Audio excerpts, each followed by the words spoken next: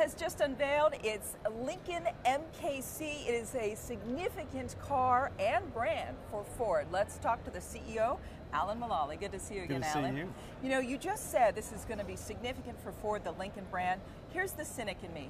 Why bother, right? You're behind in luxury. The average age of the Lincoln driver is 65. It's a crowded space. Why is so much banking on this brand for you?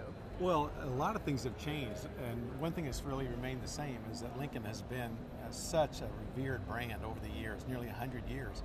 And when Henry Ford purchased Lincoln, he wanted to complement the Ford brand with the Lincoln brand. Now, we bought Aston Martin, Jaguar, and Land Rover, as you well know, and right. Volvo.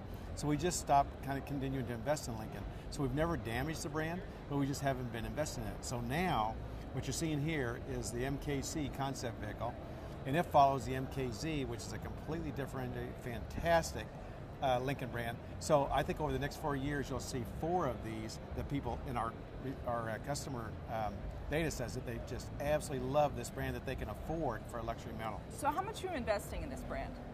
We don't share the investment year by year. I saw $1 billion. Can you confirm that? But clearly we have made a commitment to an entire family of Lincoln brand. All right. You are spending money on Super Bowl ads for Lincoln.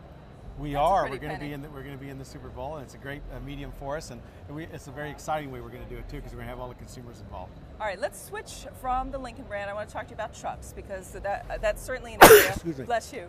That is a strong point for you. Are you worried at all about GM having a new truck coming out, the Ram truck just getting truck of the year? You don't have anything new to show off in terms of a way to attract buyers in, just as truck sales are accelerating. Well, we have a tremendous performance record with full-size pickups. We've been the #1 nameplate in the United States for 36 straight years. So you're not worried?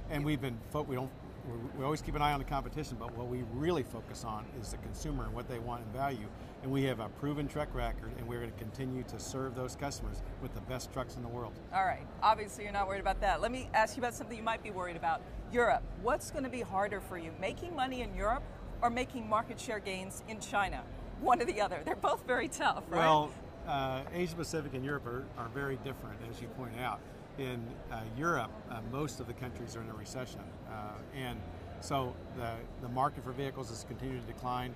In our case, we are doing exactly the same thing we did in the United States during the recession. We're bringing down our production to the real demand. We're not making extra vehicles that we have to discount.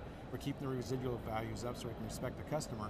And also, we are now accelerating the introduction of all these new Ford vehicles to support the consumer.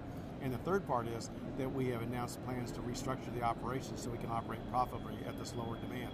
Asia Pacific, it's just on fire, and it's so fun. They love the Ford brand. We're the fastest growing brand You're going to have a less expensive brand, though. That's what you need, right? You need to go lower end in Asia in terms of absolutely not. We're increasing the market share. We had our largest sales increase this last year, nearly 21% based on the strength of the brand. Our Ford Focus is the #1 selling vehicle in China and around the world, because the Chinese customers are very discerning. They want the best quality, fuel efficiency, safety, smart design, no matter what size vehicle. So we are there for them in China. Let me ask you something else unrelated to autos. A company in your former life, Boeing, big problems with the Dreamliner, something that was once near and dear to your heart. Does the auto industry need to rethink the use of lithium-ion batteries? Are we going to see a real potential problem, even though tests have shown there's not a problem? It's a perception. All of our data about lithium-ion batteries are very positive.